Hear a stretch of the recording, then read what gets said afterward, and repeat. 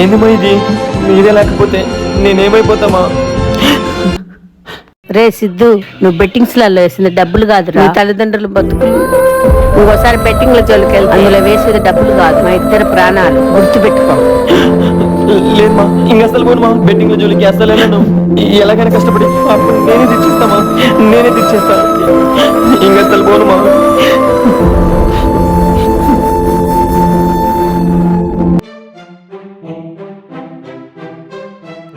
ఈ app use చేసి మీరు రోజు డబ్బులు సంపాదించవచ్చు. ఒకసారి ట్రై చేయండి, కింద లింక్ క్లిక్ చేయండి.